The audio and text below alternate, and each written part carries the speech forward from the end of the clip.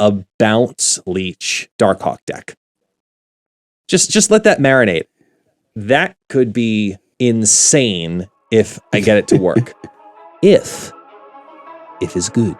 If is good. Are you ready, good sir? I am ready. Are you ready? Mic check 1 2 1 2. Yeah, you will not hear all said bars. It's just heard. It's just not happening. What I can do is provide an intro, and I can just call this the transition and say, hello, welcome on in. Welcome back, everyone, to the Snapback Podcast. For those who do not know, my name is Guest, also known as ItsGuestGaming. Once again, joined with that gentleman over there, Camden, as we dive into the world of Marvel Snap. How you doing, my friend? How you doing? I'm doing absolutely fantastic. I'm here, and here is a good place to be. Yeah. Sup, people? How you doing? Becky? Hey. Becky? Sit your ass down. Sit your ass down, Becky. Yeah, Becky. All right. So tell me, how are you doing, bud? Disrespect. I'm good. I had if you've been following the podcast, you guys know I was off last week. I had family in town and I haven't seen them in 3 years just due to everything and distance and COVID and yada yada. So it was an absolutely amazing week. And as much as I miss them, I miss this because so much has happened in the past week and a half in Marvel Snap, even in the last few days, yet alone, that it has just transformed the game in so many ways. So I don't want to talk about it. That's my deal. Is I don't want to talk about it. I'm going to talk about the reaction to it, because if you've been in Marvel Snap anywhere within the week of March 18th, you've seen the balance patch. You've seen what's been going on. You've seen the changes that are happening to air. I'm not going to treat you like a child. I'm not going to spill it out for you. And I'm going to promote my other content creators and say, go watch their videos if you don't know what I'm talking about. That's also sad because it's in the in-game news, which means you haven't opened the game. And that just makes me even sadder. So I'm assuming you know a lot about what's going on. What you might not know is what has happened online with this guy, Glenn. Yes. Oh, Glenn, you're so awesome. Glenn needs to be recognized, and we need to dive into who Glenn Jones is, because it's really important. If you were online yesterday specifically and looking at the commentary that came from Glenn Jones, because a lot of what's happened in the balance patch has been discussed in further detail. Glenn Jones is the principal game designer for Second Dinner. And he went online yesterday onto Twitter and did something I have not seen yet, which is answer select questions about the balance changes that have happened. And he's going to reply publicly in the thread. Now, when I took this screenshot, absolutely huge. When I took the screenshot of this morning, it was at over 130,000 views on Twitter. And that's through all the chains, that through all of the different threads.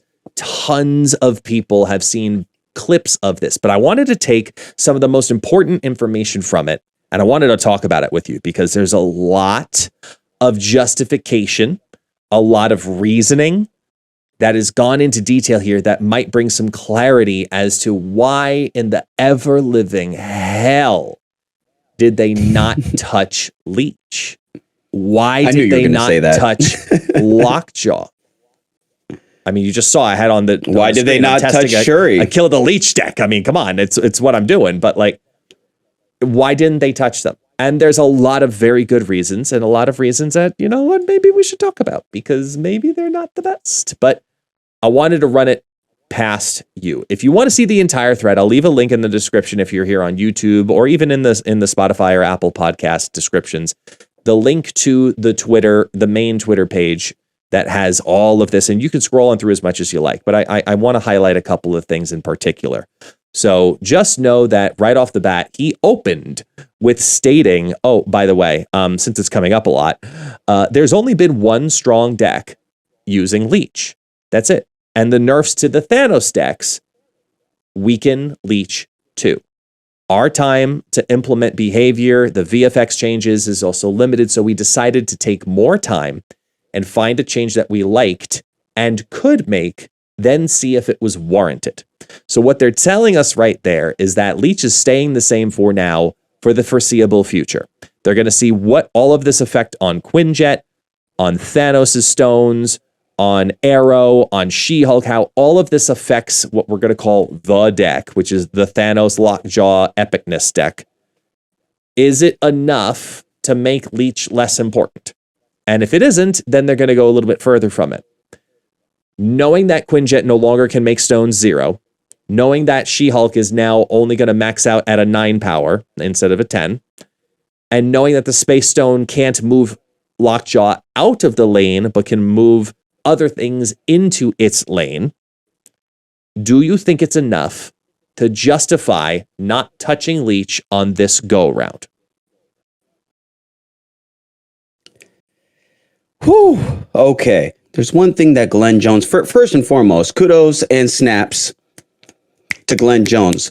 Glenn, we're going to talk about this a little bit later as soon as I finish this question, but we're going to talk.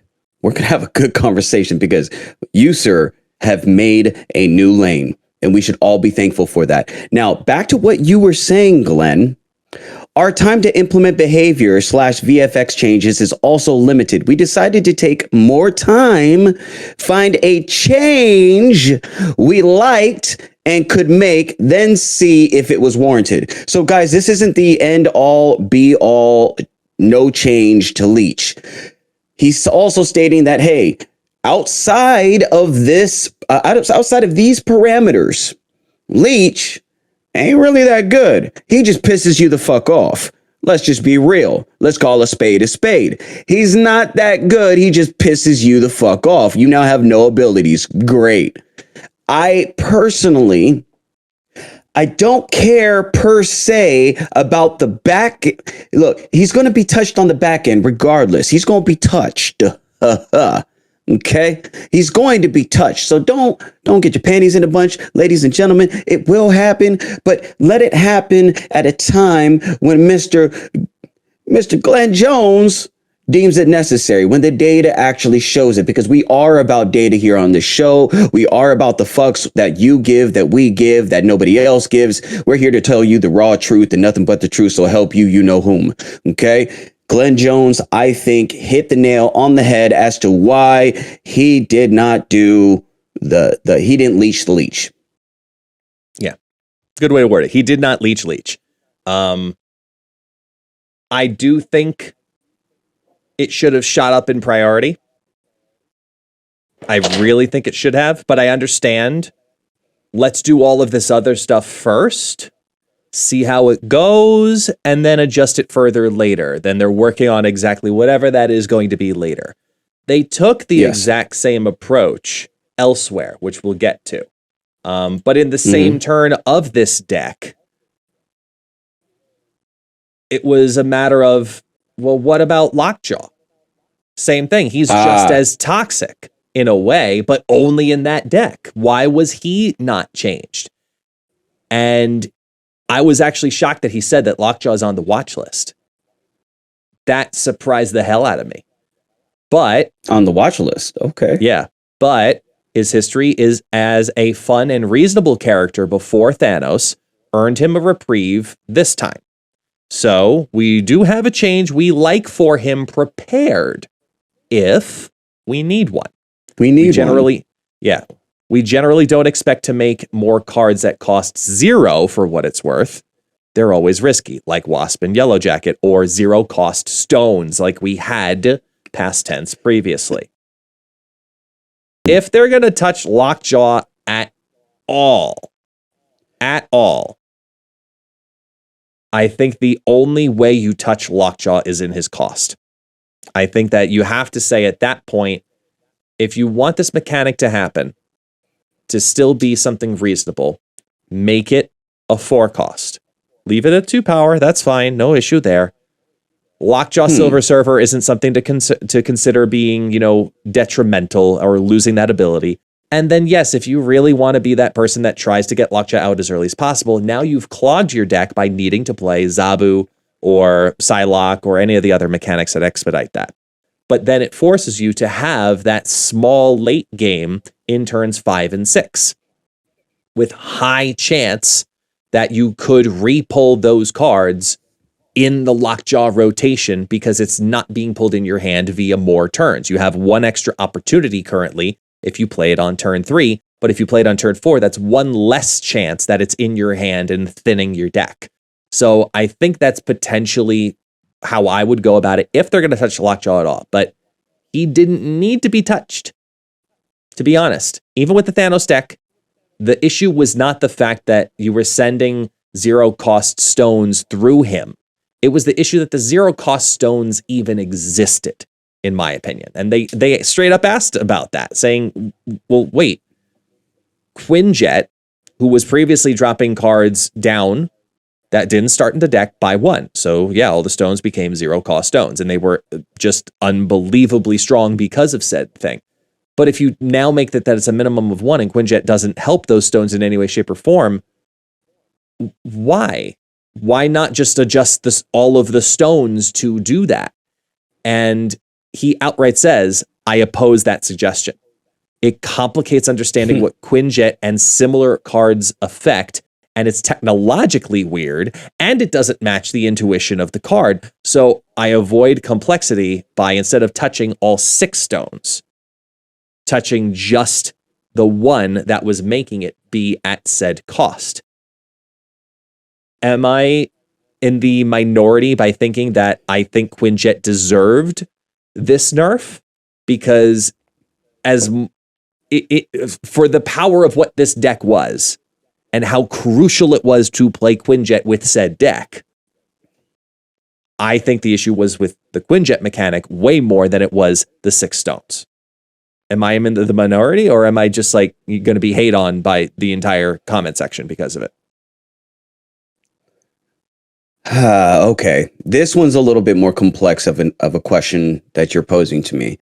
Reason being is because I have been playing Moon Girl and Quinjet for quite some time with my Hazmat deck. The ability to use a Mariah Hill to generate a 1-cost card that is now 0 was part of that Agent series. It was part of that whole archetype. Right. And that has been disrupted. And Mariah Hill has been nerfed completely. Also, the ability to pull out a 0-cost demon to throw it behind an invisible woman after doing, a Odin on top of Wong, on top of Shuri. I mean, there's so many different interactions that have now been negated. Well, not necessarily negated, but make it harder to execute said moves, which were outside of the scope because nobody was necessarily using these. So am I a little upset about it? Especially with Mariah Hill. I think Mariah Hill was a very good card and very slept on in tandem with Quinjet. Yeah. I think I have mixed. That's fair. I have mixed signals about this. I think that it was a detrimental move to its own archetype. I don't necessarily agree with you, Glenn Jones, on just opposing it outright. I understand that it complicates what Quinjet and similar card effects are, but you say it's technologically weird and it doesn't match intuition. I think that those interactions were not just intuitive. I think that the Mariah Hill interaction was the reason why Mariah Hill was Mariah Hill. I mean, well, hold on. I think more so on the idea of, doesn't match intuition. The intuition isn't necessarily the asterisks of the Mariah Hill and the Thanos stones. It's about all of the other all the other mechanics in which you can get cards into your hand, which is kind of what he alludes to when talking about, the design of it and the splash damage. The fact that, certain cards are going to have some splash damage, but where that is most significant, like it happened with She-Hulk and Arrow, it forces people to change up things, to vary their choices. And that's what they want. They want people to have diversity on a little bit more of a slightly level playing field. But then he does something. Wait, hold on. he does something, and you go to your own tangent on this, that I absolutely loved, which is where he says Quinjet is the exception. We're sad about the other decks getting hit, but it's for the best. They know at Second Dinner, all of these other mechanics, like you're mentioning, the 0-cost demons, when you play those epic combinations together with like the She-Hulk and the Magic and the Infinite and all that kind of stuff, like adding an extra 6-cost card for 0, the Mariah Hill adding whatever it might be for 0, like dropping down that piece is noted, and they know it's going to hurt those decks. And they're just saying, look, we gotta. So does that speak to ignorance of the past or potential and promise also towards the future? So when you say splash damage, can you please elaborate on what splash damage is for the people in the back so that they can understand exactly what Glenn Jones is talking about? Because hold on. And before you do that, guys, I understand that a lot of creators are going to use a lot of big words. I am going to try and help you understand a lot of these big words that are going to be coming out of our mouths. So we're going to dumb it down just a little bit too. You choose tiny words. Damn right it is. You choose tiny words, my friend. Besides, for my safe word, yes. Yeah, I'm not going to use anti-disestablishmentarianism for my fucking safe word. No, I need a sharp and a ball gag like this. With the ball gag. Exactly. But please tell us what splash damage is, and then I'll go into what. Yeah, like it's basically the idea that you're adjusting one thing and it turns into another issue. For example, you saw what happened with seeing some splash damage into the Sauron and Zero decks the same way. Hey, they changed something, and in turn, something else ends up becoming low or changed or unaffected, or like you said with the demon play in your deck. They are doing this because of Thanos, but they also know other things will happen, and they're just going to have to say, well, tough noogies. It's going to have to be that way. Yes, they're aware of it. They're not ignorant towards it. And please understand that difference, that they're aware of where else it's hitting. So, guys, viewers, people who are listening to this on Spotify, people who are watching this on YouTube, this is probably one of the most beautiful things that we could possibly have in this game, where a dev is going to take time out of his day to not only give us the answers, but also tell us how he got to said answers. He says it right here. There is some splash damage, what we just talked about for sure. But where that is most significant, such as She-Hulk and Arrow, forcing people to vary their choices, is what we want. Quinjet is the exception. We're sad about its other decks getting hit, but it's for the best. That's huge. Huge. He is acknowledging that point. He is saying, hey, Cam, or hey, viewer, or hey, Snap player, hold up, homie. I understand your pain. I understand. And I internalize that, and I feel for it.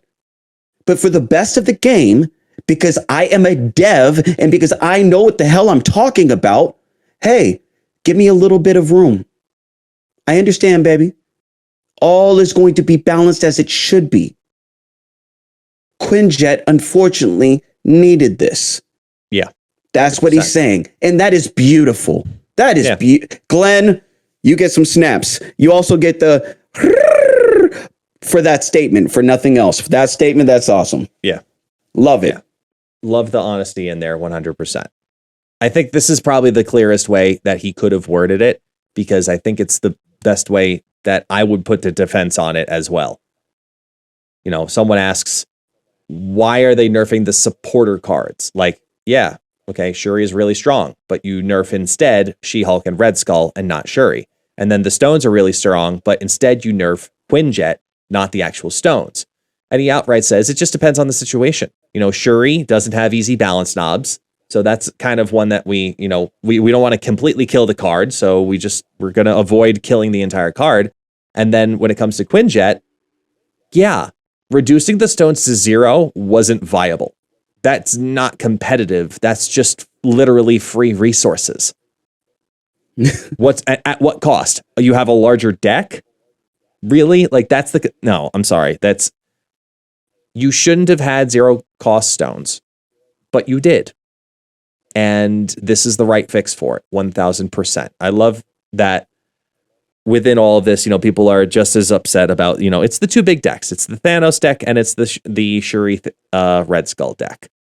And the math in which people started going bananas on was the fact that, well, if you look at the actual math of the new Red Skull, which changed to now being a 513, but giving +1 to the other side, really dive into what that math works out to. You could either have that be Shuri'd in the past as a 515 that gives +2s, which means if it's a full board oh my gosh, Red Skull, that guy. If a full Red Skull that's been Shuri'd goes on the battlefield, it's essentially the same thing as playing a 522, which is the exact same as the current version. If you take that 513, Shuri it with the +1 on the other side of the battlefield, it's now a 522. So not much has changed there. But when they're looking at the math of like, well, why 13? Well, first off, we looked at 512, but they didn't go with 512. And they chose proactively not to go with 512 because then that's basically playing a 5-8 at maximum, right? They're not open to the idea, but they kind of wanted to ease themselves into it. They said, where is the right one that shows the full breakdown of the +2s? I don't know. I've lost it. If you can't tell on the video podcast, I have so many tabs on this. It's not even funny. But basically, Red Skull by himself, this was the reply I wanted. Red Skull by himself, alone, no Shuri, got a buff, which is great. But the interaction with Shuri and Taskmaster is a little weaker because, yes, now you've reduced, instead of it being up to 30, it can go up to 26. So it has hit that piece a little bit too, which honestly, I think could be affected more. And I'm curious, as we get in through these, Red Skulls and Shuris, I'm excited, but scared to tell you, not going to lie. Mm-hmm. But when it comes to Lay it on me. We'll get there. It's called foreshadowing. Okay. Okay. Do you think the adjustment to Red Skull first off was fine? Yes. I actually think that it was more than just fine. Me personally, reason being is because now it can work outside of Shuri just fine. Yeah. And that is huge. I think that is huge. I think that was a buff. That was a buff. It was in many ways. I'll agree with you. It was a buff. And a lot of people are looking at it as exclusively that. You didn't touch Shuri, but you did touch Red Skull, but in a way you basically buffed him. So first off, let me now nerf Taskmaster a tad, so that way Taskmaster can no longer copy from the graveyard. So even if you Shang-Chi it now on turn 6, before Taskmaster goes, you can't, now you can't get that copy, which honestly, that's how it should work. I'm sorry, exactly. It's dead. It shouldn't make a copy of something that's dead. It's not that kind of card, okay? But the Thanos deck got hit 3 different ways to Sunday. And they did only a little bit of a tweak onto Shuri Red Skull. Is that okay? And yes, it's okay. Yeah, Glenn outright says, yes, we know, and it's a conscious decision. We're doing it on purpose. We can attack Shuri again via a hotfix and change the numbers, while Thanos is much more complex to adjust. For example, they thought about that 512 version of Red Skull. But I read that fast the first time, and only after making the image here for the video podcast did I read this again and go, hold on. He outright said there, we can attack Shuri again via a hotfix and changes to the numbers. So if they're going to touch Shuri, they're ready to do so, but only via cost or via power. And my nomination on that. Oh, no. I'm sorry. No, I already know where you're going. No. Yes. Oh, yes. I'm sorry. No, that's my safe word. You need to diminish Taskmaster down to nothing, and you need to make the deck more in line with the rest of the game and turn Shuri into a 5-cost with more power. No. I think that is the solve. And let me explain why. Okay. Hear me out. Please do. Okay. Yeah, I'm going to hear you. The combination of Shuri into Red Skull into Taskmaster as your 4, 5, 6. That's the base of the whole deck. The other 9 cards, have fun. Do what you got to do. But you could literally only play those 3 cards as they are and a whole bunch of nothing. And you can win 8 cubes pretty easily. You pull those cards, it's game over. 26 and 26, call it a day. That's a pretty damn good setup because then it gives you way too much variance in your deck. But if you increase it to being a 5, you remove the Taskmaster play almost entirely. It's next to impossible to get that full combo to roll out. And the real purpose of Shuri then completely changes while keeping the mechanic on its head, as is. So yes, you got to give her a little power. Absolutely. If you're going to increase her cost, you got to increase her power. It would be too much of a nerf if they brought her at a 5-2, for example, and they just kept her power as is. But give her that little bit because you're increasing her cost. She's not that valuable on turn 6 by leaving her at a 2. You got to give her a little bit of love. I think that it solves a lot of the issues with Shuri without killing the mechanic of what she can do on a final turn swing, and knowing how you can do certain stacks on turns 1, 2, and 3 to build a lane. I think it's more than viable at 5 cost. And I think it's probably the safer bet because if you leave her at 4 and let's say you drop her power down, give her the Mr. Negative treatment even, you get her to -1 or 0 or whatever, somewhere down there. I don't think that fixes the issue because her issue is not 2 power. It's all of the extra power that she puts out that is being recreated by other cards like Taskmaster. That's what I think. Hate me. Okay. I know you do. I don't hate you. Oh, wait. Okay. So let me hear this right.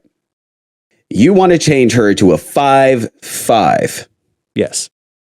Knowing that there are so many other you want to boost up a card that not only boosts up another card, you want to give it a 5-level stat line. 5/5. Wow. Okay. So you also want to negatively affect Zabu yet again. Give him a little nerf because he can no longer bring down Shuri. There's a lot to unpack in what you're saying. When we were talking about splash damage, this is exactly what we're talking about in splash damage. And mind you, my little Abu Zabu that I play a lot. Yeah. He already got the biggest nerf to where, come on, are people really playing him? Are people really playing him? I don't. Nah, let's be real. I rarely ever see him. Ever see him. His usage dropped dramatically. Okay. So after that dramatic drop, you want to take away one of the toys that Zabu gets to play with as his. Yep. Come on, man. Dude, absolutely. Come on, man. This is what needs to happen. Okay.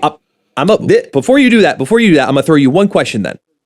Name me one other top 20 deck that change to Shuri would dramatically affect. Top 20 deck.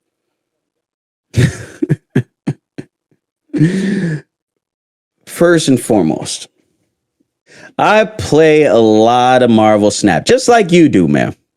Okay, so when you say a top 20 deck, let's be real. There are in so many different variations of the same shit, different laxative that's gonna be played. Shuri goes into a shit ton of those. Okay, for example, the interaction of doing a 4-cost Shuri into a 5-cost Hobgoblin. That is a very important strategy that is no longer going to be as viable. What I want you to do, instead of say, name me a top 20 deck, name me 5 interactions that are now going to be pushed to the limit or altered in a way that they are no longer going to be nearly as viable, because you now have to implement either one or two other variables that completely negates other win conditions within the same build. I'll do this then, okay? I'll take his own words on it, where he's talking about the fact that the playing field is going to have better decks and worse decks, and in their study, amongst their top 20 most popular decks, Shuri had one weakness. One. And that's the Thanos deck in its prior state. One. Her only bad matchup was against a Thanos deck, which just got 3 different ways to Sunday adjusted. So now, if you leave Shuri on that exact setup where you can do that combination into Taskmaster, the gap just got wider away from that deck in that current state. And the issue is not Taskmaster. Is not Red Skull. The issue is the Taskmaster after it. So in my opinion, you can't touch Taskmaster to be a better card that fits in there. There's no nerf or adjustment I see in Taskmaster in that current line that would make it beneficial. What I do see is changing the shift in which that happens in all of the turns, which has Taskmaster fall off in that specific deck, because that deck needs to be killed, not Shuri. And you do not kill Shuri at 5 power. At 5 cost, excuse me. Let me ask you another question. Please do. That's why you're here. Of course. When they say that you can kill something vis-a-vis Shang-Chi, would you not say that Shang-Chi is one of those cards that is a staple in a lot of competitive decks? Oh, 100% he is. He's a staple tech card. Yes. Okay, would you say that Cosmo is not a staple in a lot? I'm not saying that they both are in the same deck, but some have been. Is Cosmo not a great card to negate Shuri? Yeah. Okay. Do we not have a Daredevil that can tell you what is being played on turn 5? That one's irrelevant to me. Because knowing that they're going to play down that doesn't mean you don't retreat. Who said you needed to retreat? I'm not saying that you need to retreat. I'm not saying retreat against these things. Daredevil gives you the flexibility of understanding, okay, can I play my counter card if it is that reinforced Red Skull? 100%. But more often than not, it is not that lineup situation where you're ready and set to go. You've got your card, your Daredevil down. You've got your counter, knowing that most likely it's coming at this moment, and then playing to it. You know, that's just a standard Daredevil mechanic. It's not a direct counter for what this deck is. Oh, I didn't say it was a direct. I'm saying that how is it not beneficial to bake that in with said Shang-Chi? When you look, guys, there are so many cards that negate this little interaction between these 3 cards that everybody is so up in arms about, that wins so many cubes. There is a pathway that you can take to negate these things with cards that aren't pull 4 or 5. Cards that you get at damn near the start of the game. What I don't understand is how Glenn Jones is saying among our 20 most popular decks, Thanos' worst matchup was 48% versus Sarah. His next worst, 54% versus Shuri. Her only bad matchup, though some are close. I don't get where those analytics are. That's the problem. When you are in competitive play up there in Infinite, where people will take it a little bit more seriously, not saying that you're not capable of getting to Infinite. That's not what I'm saying. What I'm saying is the people that play more competitively than you, the people who know this game in and out. Yeah. They know how to not only circumnavigate this build, they know how to kill it and make them cry and escape damn near every time. And it is built. Okay. Guess when you said, I'm going to throw one thing at you. Oh, please do. I love it. Please do. I think it is more detrimental to the game, though, because what do you think is healthier? Living in fear of one meta deck, and that way you always have to have, let's say, 2 tech cards geared towards specifically countering that one deck. No, because you're most likely to see it, or play the deck building constructions that you think are going to be best for your actual deck. Because yes, we say it here all the time. You should be playing to your opponent. But I think it is all too limiting to think that, okay, let me build a deck, but I have to have a Shuri Red Skull mechanic in this deck guaranteed. How is that healthy? I think that there is a misconception of putting those 2 combinations into a build just to make sure you can kill off only the card combination that you're speaking of, which is Shuri, Red Skull, Taskmaster. No, because that same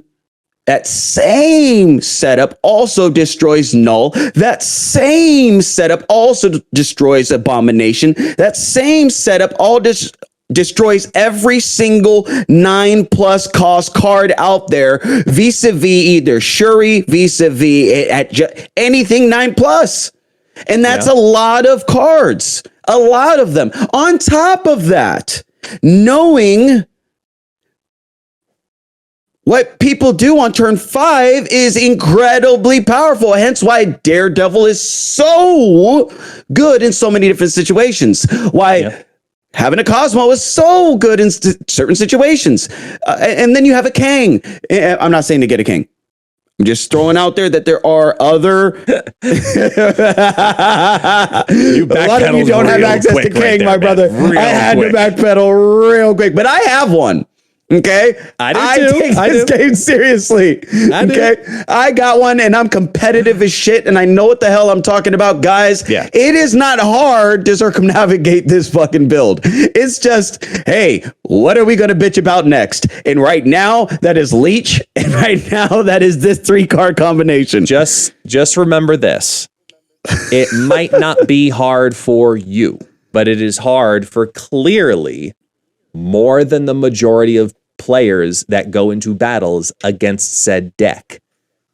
Not everybody who knows how to pilot their best deck, or not everybody who knows how to play a Shuri Red Skull deck does it the proper way.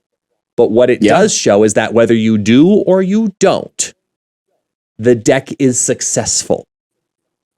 And it is too successful in their parameters of where they're trying to keep a limiter on how successful it is, because they want some decks to be better. That's obvious. They say it outright. Some decks are going to be better and some decks are not going to be better. That's just, part of the game. But if it's too wide of a gap, why is that?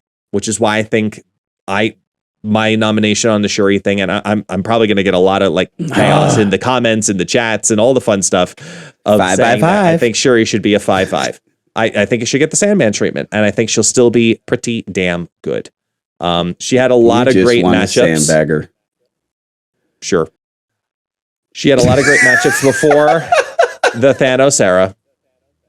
But now in this new Thanos era, I think that's not the issue. I think the issue is that you're still getting on turn 5 and turn 6 two 26 power cards. I still think that's an issue. In single card mechanic, I still think that's an issue. I do want to say this while you're doing that. I usually play devil's advocate on this show. Okay. It's not that I don't agree with Guest, because a lot of his points are hard to dispute. A lot of his points are hard I mean, when you're talking about just value, it's pretty open and on the table, right? I try. This is a little bit more, right? This is a little bit more polarizing because you have people that don't want to play the game to the depth that it has. And it's very easy to say 1, 2, 3, Shuri, Red Skull, Taskmaster. It's very easy to get that power. And I think that's why it's a polarizing card. Yeah. I think that you love it or you hate it.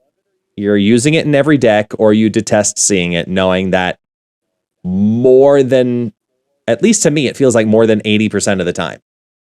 To me, it's what it feels like, that more than 80% of the time, if I see a Shuri, the next card played is a Red Skull. The other 19% is Hobgoblin, and then 1% is like random, whatever just happens to be strongest in your hand. Like, that's what it feels like to me, and that's not healthy. So I think there is a little bit that needs to be adjusted in there because it is such a heavily played combo. Just like Arrow's a heavily played card. She got touched on, and in my opinion, not too much, but just enough where she got an extra power back. So congratulations, woohoo, you've grown a size. But now it only moves the last card that was played. So it's not move everything over and its sister. It's just whatever the last card you played was over to said lane. And I think that that's honestly okay.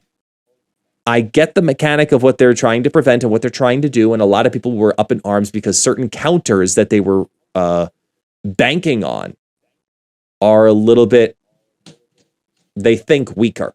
And I say they think very specifically. For example, let me go through a couple of these points because Arrow had a lot of interesting points that needed to be kind of just articulated further. And I love that he explained some of them. For example, with the last card mechanic played.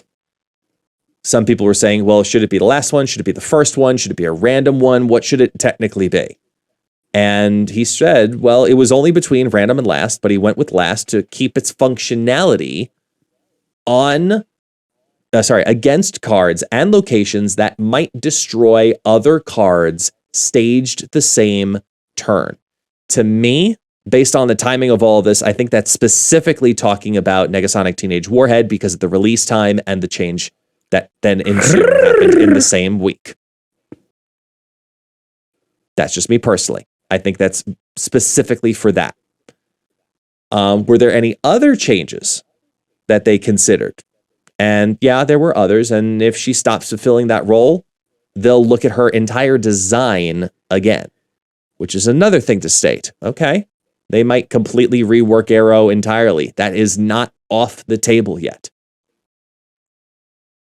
With Arrow, though, the big one was Galactus, where in the patch notes it said you wanted to keep it, wanted it to still keep Galactus in check.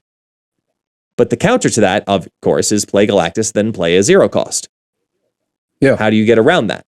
You know, She-Hulk combo decks can still output a whole bunch of power that you can't properly mitigate either because of this mechanic in play.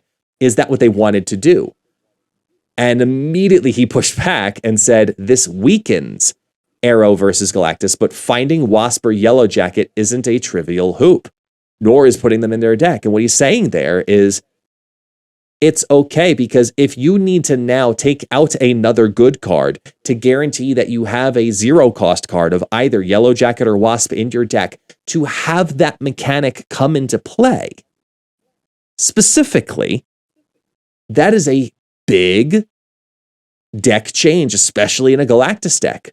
where you're looking to ramp early on if you're playing the null variation, or you're looking to get certain cards out like your Doc Ock super early if you can and ramp up to it. Like, there's a lot of very specific adjustments that they could have done, thinking specifically about Arrow and Galactus in particular.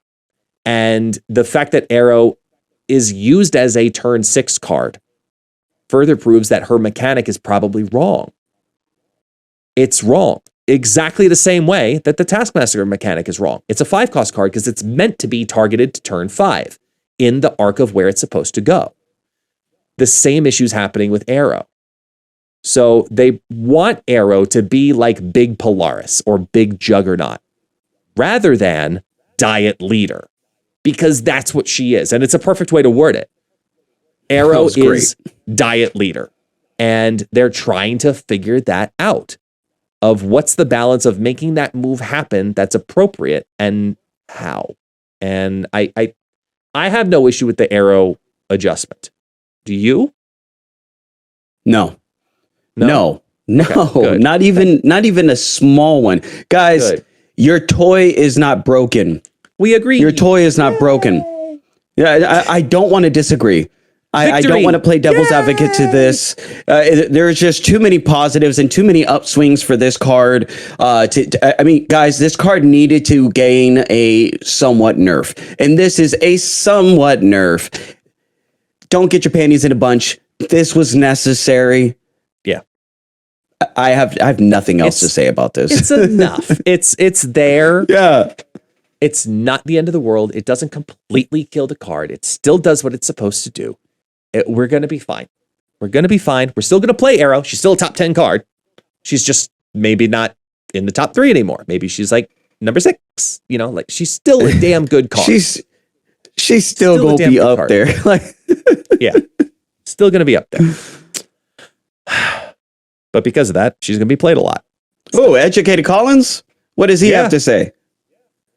Well, I'll read it there for you, my friend. I don't know what that setup. Yes, please. Right. We gotta work on your segues, man. We'll get you there in due time. But he asked, and very eloquently at that, because it's Educated Collins. Let's be honest here. A question on ubiquity: is the team okay with having cards that have a super high play presence, like Arrow and Sunspot? They're in a large amount of meta decks, and with some of today's changes, we'll probably see an uptick in more of the Shang-Chi presence as well. Is that something that the team is okay with? And Glenn's like, well, it's complex. You know, ideally, you know, the role for generically strong card is that they're a fine default option, but you need to have compelling alternatives.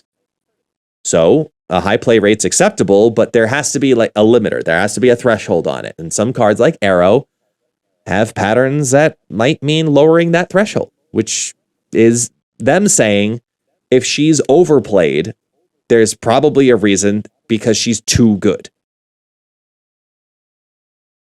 Yeah. Just like other combinations that are overplayed, like Shuri, Red Skull, Taskmaster, like previously Quinjet and Thanos. It was overplayed with success, which is not balanced. So I appreciate the honesty there in saying, yeah, we can have some good cards, but just stay in the fence. Stay in here. If you're too low, we'll give you a buff. If you're too high, we got to bring you down a little bit here. And that's what I think happened. I think Educated Collins asked this question for others to see it, and because I think that he already knew what the answer was. If you know what I mean. You're probably right. Let's be honest here. But yeah, let's be real. Right. Educated Collins, you're educated enough to know what that answer was already. But I'm glad that you put that up there, and I'm glad that Glenn Jones has actually taken the time in order to do this, which brings me back to why I said I wanted to talk to Glenn Jones, talking about segues for just a moment. Glenn Jones, can you put it on me for just a moment? Glenn Jones, I want to have a little conversation about you to our viewers. Guys, this guy just created a lane. He just did something that is so amazingly amazing. I needed the source. Let's put it this way. Have you ever heard of a dev give you an in-depth guide as to the insight of why he did X, Y, and Z? This is unprecedented, damn near. This gives him a whole lot more pressure to do this more often, my guy, Glenn. You're going to have to do this a whole lot more, meaning every month you're going to have to readily be available. You are going to basically turn into the Ben Brode of this game, minus obviously the khakis and the wonderful laugh. But you just created a lane to where you are no longer just giving value as a dev. You are now giving value in a whole nother way to the company. This should be on the news portion of Marvel Snap. But you, sir, just did something so outrageously rare and so phenomenal. I don't even think you understand what you just did. Please, sir, can I have some more? We're going to be begging you for this every month. Buckle up, Buttercup, because it's going to get rough.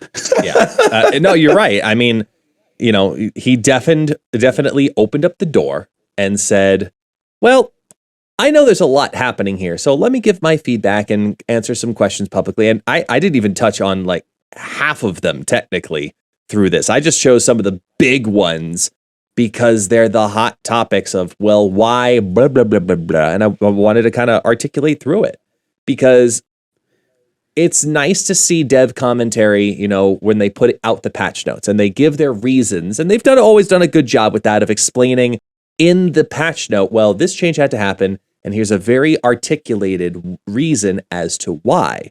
But that doesn't answer everything. Sometimes I'll actually push back the other direction on it and say, sometimes less is more.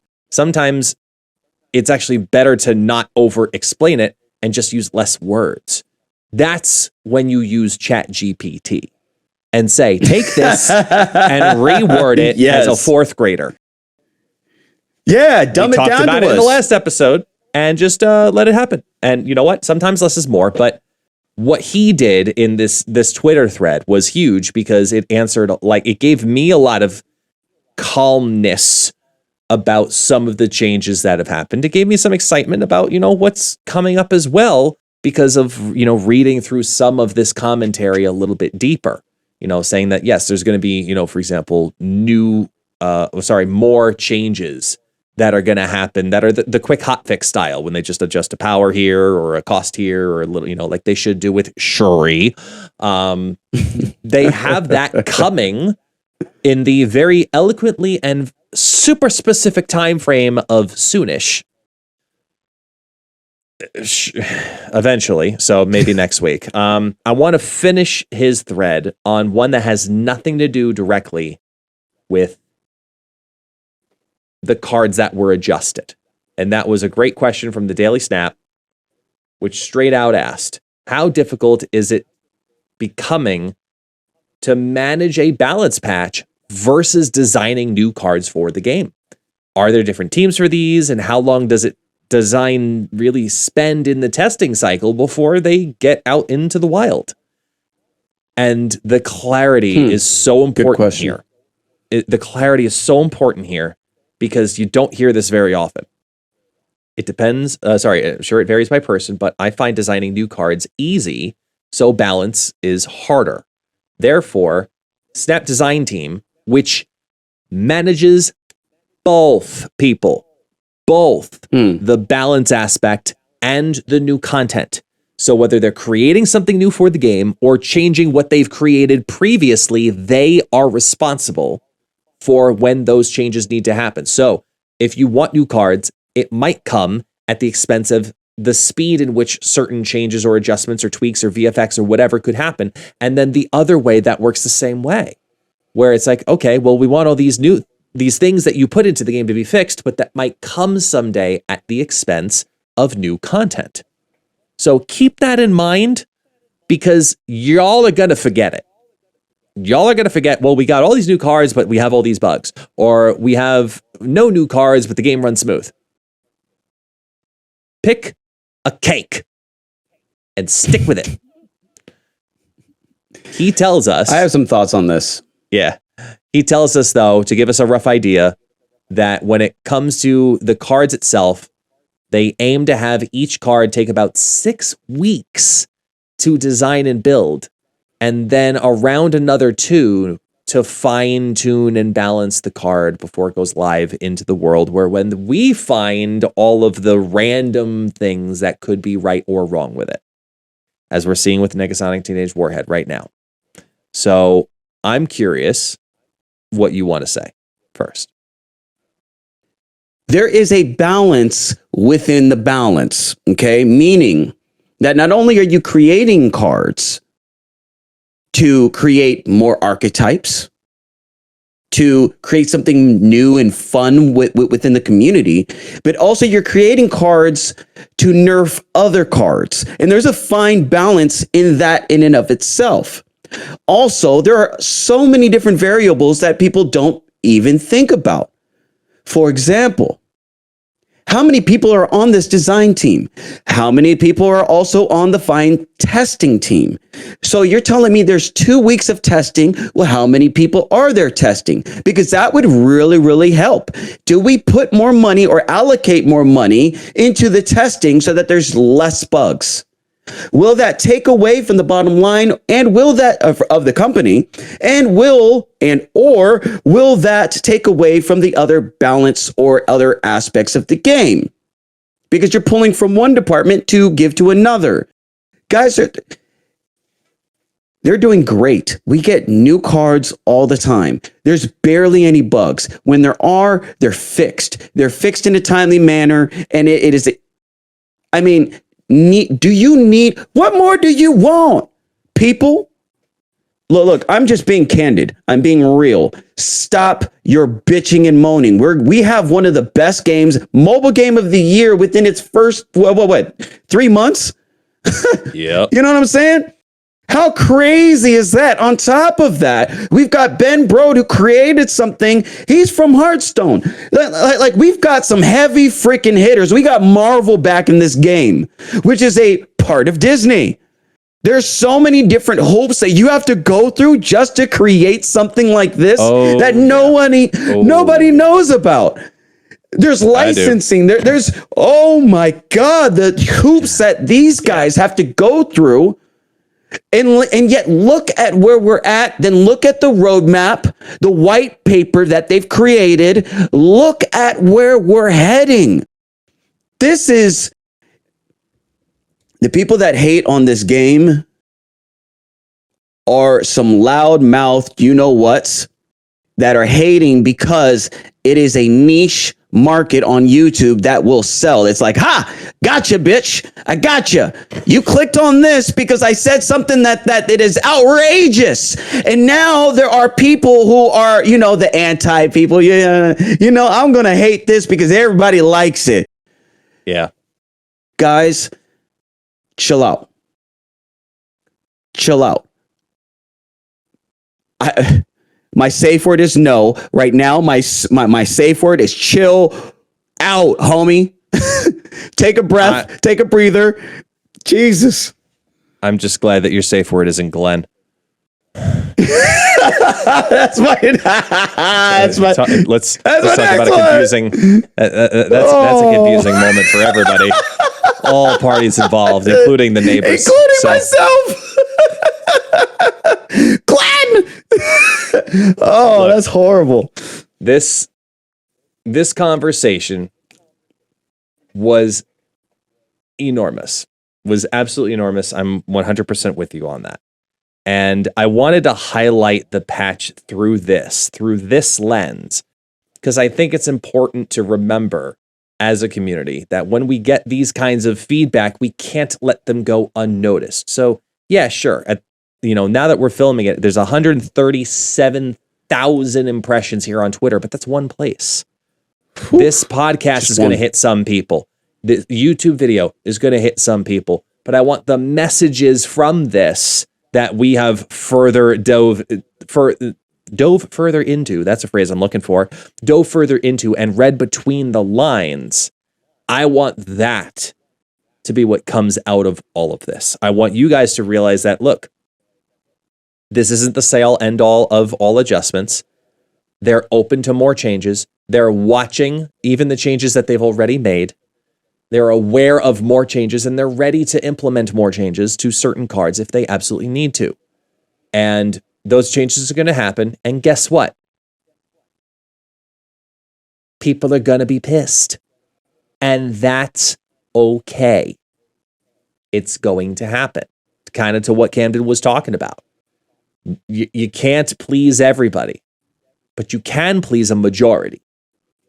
And clearly these kinds of moves are being made for that reason.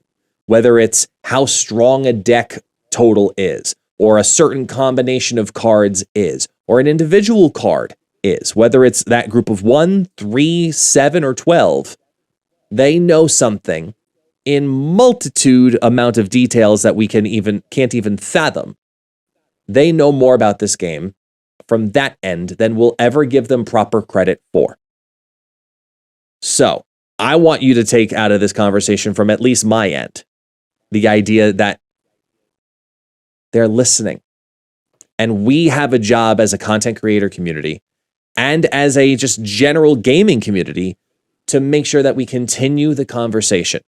So Glenn, thank you so much for having this conversation with us, because it really was a conversation. It was two ways. I'm not going to yell at you, just like you're not going to yell at me, because it has to continue back and forth and back and forth. So yes, I agree with what my cohort has said, that we need to have this every time there's a major patch. Once a month, that day, it's, Glenn Jones Day, where all the questions we can get answered that we have after letting the patch sit for 24 hours, and then boom, you're online and we get to have that. I hope that continues, because that would be a great thing to look forward to and would bring a lot of eyes to the game. It would bring a lot of content to the game. And most importantly, it brings a lot of information to the game, because there's only so much that I know you're allowed to post in the in-game news because of all that Disney loophole that you have to hurdle through every single time you want to post anything in the game. I know that process firsthand. I have that experience directly, and I can speak on it, that I understand how annoying it is. But on a public forum where you get to be you as a representative of exclusively Second Dinner, not Second Dinner through the eyes and through the filters of Marvel and Disney. I appreciate that you've done that, and I hope that you continue to do that. In turn, to my listeners, be ready with the questions that you saw today. Be ready with the questions that ask for details and don't criticize. Do not criticize, question. You're going to get a lot more out of your gaming experience if you do so. Also, I want to throw just another little spice on top of that wonderful, magnificent dish you just served our users. You're a good community, a great one. This game that we share is amazing. Tearing it down in any aspect is going to be a detriment to either the money that you put into the game, or it's going to resonate to the outside audience that have yet to come into this game to see all the wondrous things that it has to offer. I implore you to be conscientious of the fact that when Glenn Jones comes on here, he is being incredibly transparent. Don't think that there are underlying issues or some other stuff that he can't do. He's being as transparent as he possibly can. You could tell by his responses. So when he is responding to you, when guest says don't crucify him, carry on your merry way and say, you know what? Thank you, Glenn, for being honest. Just know he's doing this for us. Don't shoot the messenger, and know that he has a vast knowledge base in this game that dwarfs yours. That's all I can say. I love you. Thank you for listening. Yeah. I'm curious to see how people are going to react if this is the first time they've seen or heard anything about this commentary from Glenn, and I'd love to hear about it, whether it be in the comments here on YouTube or through Spotify, or you can even send me a DM over on Discord, over on Twitter. I know you're there just as well. You can even DM us over on Instagram if you really wish to, or just come hang out on the live streams at which channel, my friend? KMDN__. You can find me streaming this game all the time on Twitch. You can also find me on YouTube. You can find me on all the social media platforms, KMDN__. If you don't see one, trust me, there will be links to see another. Guest, you freaking rock, dude. You freaking look at you. You wonderful, magnificent man, you. No, I can't do this without you, my friend. The only thing I can do without you is promote my social media, which is over on Twitch, YouTube, Instagram, Twitter, Discord, all the above, Patreon, your sister's ass, and everything in between. So come find us, come hang out, and you know what? I always love doing this, man. Thank you so much for hanging out with us today. For those who do not know, my name is Guest, also known as ItsGuestGaming. That's Camden. This is the Snap Back podcast, where you snap and we snap and we back. Snap back. Thank you. Thank you, everybody. Bye. Bye. Peace, love, and corn grease. Corn grease? I get why. It's greasy. I have no hair. I have no need for that shit. Please, no. No, let's just get rid of your hair. I'll give you all of my hair. I do not need that.